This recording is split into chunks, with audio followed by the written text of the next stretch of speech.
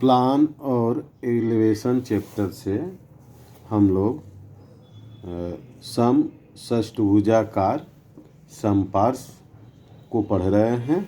इसका ये 5वां प्रश्न है और इसकी स्थितियों को पहले हम देखते हैं कि इसमें क्या करना है। और आइए पहले प्रश्न को पढ़ लेते हैं और समझ लेते हैं कि ये षष्ठभुजाकार किस स्थिति में रखा हुआ है। निर्णय ये दिया गया है कि उपरोक्त समपार्श्व अपने सिरे के किनारे पर क्षैतिज समतल पर टिका है। ये किनारे पर क्षैतिज समतल पर टिका है। इसका अक्ष क्षैतिज समतल के साथ 45 अंश का कोण बनाता है। यानी ये जो नीचे का तल है इसको हम क्षैतिज समतल कहते हैं, तो इस पर ये 45 अंश का कोण बना रहा है तथा ऊर्ध्वाधर समतल के समांतर है। यानी इसके सामने जो दीवार होती है उसके ये इसका अक्ष किसको कहते हैं? इसके बीच की जो रेखा है दोनों तरफ से जो मिलती है उसको अक्ष कहते हैं। वो ऊर्ध्वाधर के समांतर है, यानी इसकी स्थिति इस तरीके से है। तो हम इसको ऊपर से देखेंगे तो कैसा दिखेगा और सामने से देखते हैं तो कैसा। इसका जब हम उत्सेद बनाएंगे तो यहाँ पर ये जब खड़ा था इस तो एक आयताकार बक्स यहाँ दिख रहा था, तो ठीक यही आयताकार बक्स 45 अंश पर ऐसे यहाँ झुक जाएगा और इसका अनुविक्षेप अब एक अलग दिखेगा। तो अनुविक्षेप नीचे बनाया जाएगा। तो सबसे पहले हम इसका उत्सेद बना लेते हैं। लगभग 2.5 सेंटीमीटर की दूरी पर, दूरी अपनी इच्छा अनुसार ले सकते हैं। तो इस पर यानी इससे और भी दूर रख लें तो ज़्यादा अच्छा रहेगा। करीब करीब हम यहाँ से 4 सेंटीमीटर की दूरी पर रख लेते हैं। 4 थोड़ी दूर रखेंगे तो ज़्यादा ठीक रहेगा। 4 सवा 4 ऐसे इतनी दूर पर इसको बनाएंगे तो ये इस तरीके से ये बॉक्स झुकेगा। तो इससे थोड़ी सी डिस्टेंस रहेगी और ज़्यादा डिस्टेंस अगर आता है तो हमें प्रक्षेप खींचने में भी प्रॉब्लम होगी। तो हमको दोनों बात को ध्यान में रखते हुए बनाना है। अब यहाँ पर हम 45 डिग्री का कोण बना लेंगे। कोण बनाते समय थोड़ी सावधानी से बनाना चाहिए कि गलत कोण न बन जाए। और ये 40 और 5 45 अंश का कोण की एक यहाँ पर रेखा खींच लेंगे और यह 4.5 सेमी की खींचेंगे, क्योंकि इसके अक्ष की लंबाई 4.5 सेमी दी गई है। तो ये डार्क खींचेंगे। अब यही वाला बॉक्स, आयताकार बॉक्स, इसको यहाँ पर झुका हुआ है। तो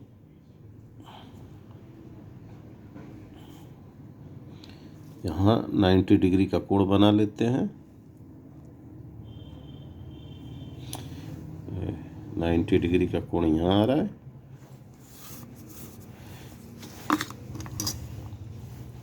और इसकी दूरी प्रकार में ले लेते हैं। ये दूरी प्रकार में ले लेते हैं। इतनी ही दूरी यहाँ पर हमें चाहिए। तो इसको हम इस तरीके से एक निशान बना लेंगे और यहाँ 90 अंश पर रखेंगे और यहाँ रखेंगे। ये 90 अंश का निशान लगाया था। ये इसका डिस्टेंस बता रहा है प्रकार कि हमें ये रेखा इतनी लंबी खींचनी है। तो हम खींच लेंगे और अब इसी के पैरेलल हमें ऊपर भी रेखा खींचनी है। तो सेट स्क्वायर ऐसे रखेंगे और ऊपर की तरफ ले जाएंगे इसे। और अब प्रकार में निशान लेने से ये फ़ायदा है कि हम अधिक लंबी रेखा नहीं खींचेंगे। इस तरीके से निशान लगाकर और खींच देंगे डार्क खींचेंगे। इसके बाद इसको मिला देंगे।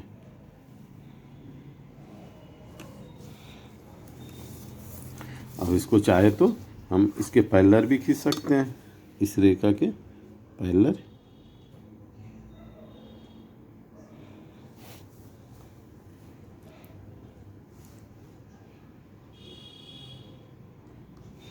इसको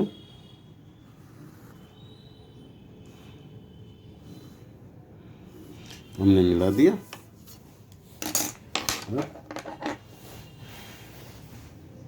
इसका डिस्टेंस ले लेंगे, ये दूरी को माप लेंगे। इस तरीके से हमने ये यहाँ लगा दिया और यहाँ एक निशान लगा दिया। अब दोनों को मिला देंगे।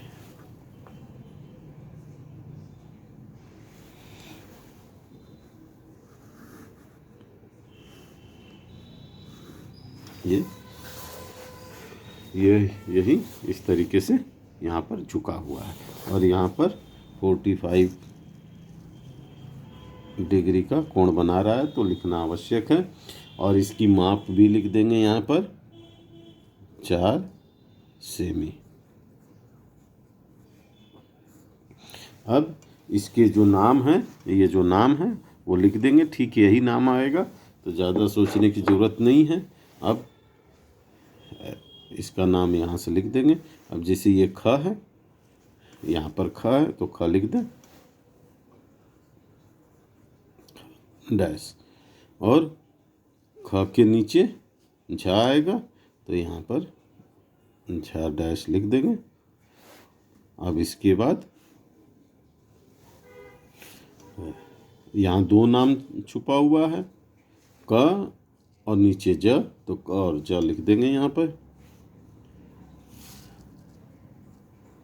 क और ये नीचे है इसलिए कोष्ठ में बंद होगा, और यहाँ पर ज, ये भी नीचे है इसलिए इसे भी बंद करना होगा। इसके बाद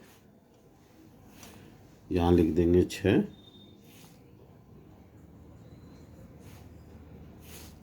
ये नीचे है और एक नाम नीचे है, 6 के नीचे यहाँ पर ढा, तो ढा लिख देंगे, ये भी नीचे है। अब ग नाम ऊपर है तो ग लिख देंगे, और ग के नीचे टा है तो टा लिख देंगे। अब यहाँ भी 2 नाम छुपा हुआ है, ख और ठा। अब यहाँ पर ख, यह है ख, ख के नीचे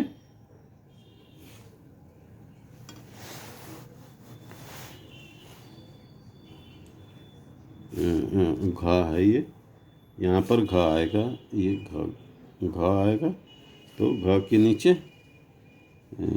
यह है घा के नीचे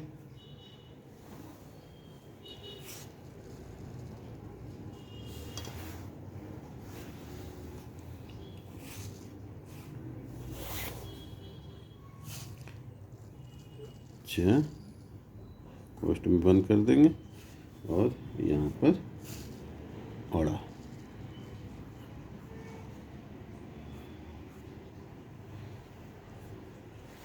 इस तरीके से नाम आ जाएगा।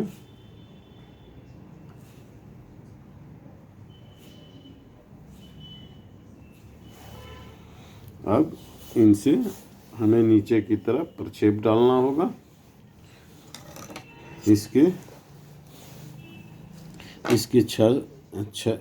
एक षटकोण इधर है और एक षष्ठभुज इधर है, तो इन षष्ठभुज के 6 सिरों से हमें नीचे की तरफ प्रक्षेप डालना है, लेकिन एक एक सिरा जो है डबल हो रहा है, इसलिए 3 इधर और 3 इधर प्रक्षेप पड़ेंगे। तो प्रक्षेप डाल लेते हैं। प्रक्षेप डालने के लिए नीचे की तरफ प्रक्षेप डालना है, तो सेट स्क्वायर को ऐसे रख लेंगे, इस रेखा पर रख लेंगे, तब भी प्रक्षेप हो जाएगा। तो हम सेट स्क्वायर ऐसे रखते हैं और इसको ऐसे रख लेते हैं, स्केल को लगा लेते हैं। अब थोड़ा सा और ऊपर करना होगा। अब इस तरीके से प्रक्षेप एक एक करके इसके 3-3 सिरे हैं नीचे की तरफ डाल देंगे। ये डाल दिया, इसके बाद ग से डाल दिया,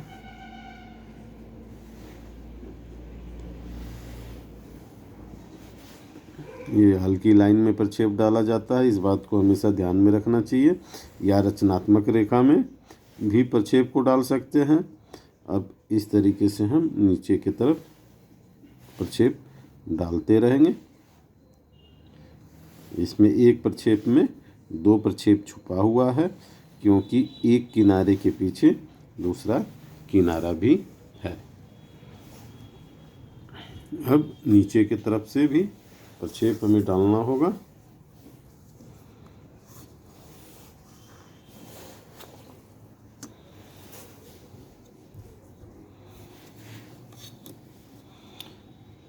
इस पर सेट स्क्वायर को रख लेते हैं इस तरीके से, और ये जो है क्षैतिज प्रक्षेप कहलाते हैं। ये ऐसे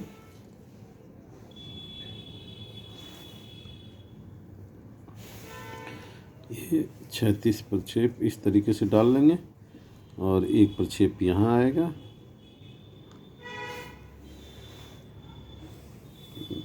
ये, और एक लास्ट में प्रक्षेप यहाँ नीचे, सबसे नीचे भी डालना पड़ेगा।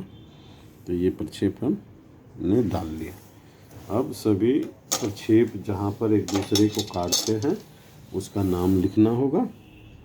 अब ये घ है, घ डैश, सारे पर डैश ऊपर लगाना होता है, ये डैश लगा लेंगे। अब ये नीचे की तरफ यहाँ से एक एक करके देखते चलते हैं कि यहाँ पर घ और च दोनों हैं। तो घ को आए, घ को पहले लेकर के आए, तो घ कहाँ पर है, घ यहाँ है, तो यहाँ पर घ हो गया। इसके बाद च इसी पर है और च यहाँ पर है, तो च यहाँ हो जाएगा। ये 6 बिंदु हो गया। इसके बाद अब यहाँ पर ग और छ, तो पहले ग को देख लेते हैं। ग यहाँ है, ग यहाँ पर है ये, और ग यहाँ पर है, तो ये ग बिंदु हो गया। इस पर ग लिख देंगे। इसके बाद छ, तो छ देखते हैं कि इसमें कहाँ पर है, छ यहाँ पर है और छ यहाँ पर है, तो इसका मतलब कि छ यहाँ पर आ गया, ये आ गया, तो इसको लिख देंगे छ। और अब इसके बाद ये ख बिंदु है, तो ख बिंदु को देख लेते हैं। ख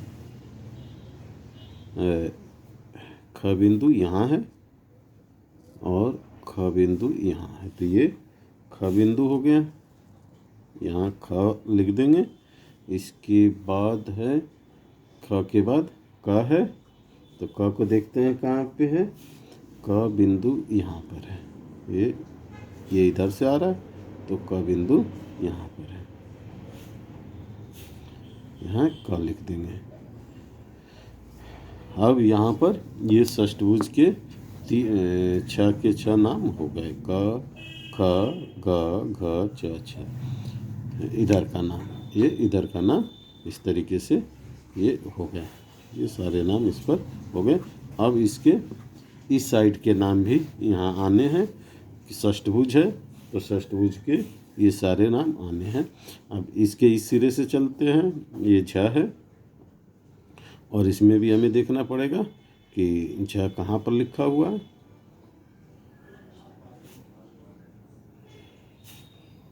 झ ये है, इसके अंदर के नाम यहाँ पर लिखे नहीं हैं। झ यहाँ पर आएगा, यहाँ पर इसके नाम लिख लेते हैं। इसके नाम, अंदर के नाम ठीक इसी तरीके से क के नीचे ज है, ये अंदर है इसलिए इसका नाम यहाँ पर आएगा। अब ख के नीचे झ है तो यहाँ पर झ आएगा। इसके बाद ग है, ग के नीचे ट है तो यहाँ पर ट आएगा। और घ है, घ के नीचे ठ है तो यहाँ पर ठ आएगा। अब इसी तरीके से जिसके नीचे जो है ड और ढ, ये सारे कोष्ठ में बंद होंगे क्योंकि ये सब नीचे हैं।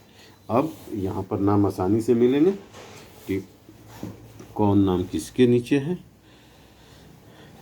अब यहाँ पर देख लेते हैं तो झ और झ ये नाम मिल गया। इसके बाद यहाँ पर ज है और यहाँ आएंगे तो ये ज है, यहाँ से ये ज है। ठीक है। अब यहाँ पर आते हैं, ट है और ढ है तो ट देखते हैं। यहाँ ट इसमें कहाँ लिखा हुआ है, ये नीचे आ रहा है और इस लाइन में आके यहाँ पर ट लिख जाएगा, ये हो जाएगा ट। यहाँ पर ट हो गया और ढ, ढ नाम यहाँ ऊपर है और ये है तो ये हो गया ढ। 4 नाम लिख के अब 2 नाम यहाँ पर है। ठ, ठ नाम यहाँ पर है और यहाँ इसके सीध में है। और ड, ड नाम यहाँ है और इसके सीध में ये नाम हो गया ड। इस तरीके से हमने ये सारे नीचे के नाम षष्ठभुज के और ऊपर के नाम सब लिख लिए और इन नाम को मिला करके हमें अब षष्ठभुज बनाना है। तो ये मिला दिया। इसके बाद इसको ग ख को मिला देते हैं, फिर इसे भी डार्क करना होगा, कर दिया। ख क को और ग घ को भी डार्क कर देते हैं।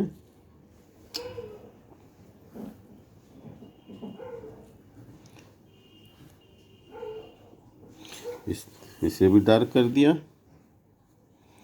और इधर से भी इसे डार्क करना होगा, इसे डार्क कर दिया और इसे भी मिला दिया। ये इस तरीके से मिला दिए। तो ये जो षष्ठभुज है ये यहाँ पर ऐसे दिखेगा, यहाँ पर ऐसे दिख रहा है, सीधा नहीं है, ये टेढ़ा हुआ तो इसका आकार इस तरीके से यहाँ पर आ गया और यही नाम यहाँ लिख दिए गए। अब नीचे का नाम है तो नीचे के कुछ सिरा दिख रहे हैं तो उसको अभिष्ट में, और नहीं जो दिख रहे हैं उसको बिंदुदार रेखा में दिखाया जाता है। तो यहाँ पर जो नाम दिख रहे हैं और जो नहीं दिख रहे हैं उसको देखते हैं। पहले तो ट और छ को अभिष्ट कर लेते हैं क्योंकि ये दिख रहा है और ये भी दिख रहा है, इसको डार्क कर लेते हैं। और इसके बाद ये नाम भी दिख रहा है, इसको भी डार्क कर लेते हैं। अब इसके 3 सिरे षष्ठभुज के जो कि नहीं दिख रहे हैं तो इसलिए इसको ऐसे रचनात्मक रेखा में बना लेते हैं। इस तरीके से इसे डार्क कर लेते हैं और इसको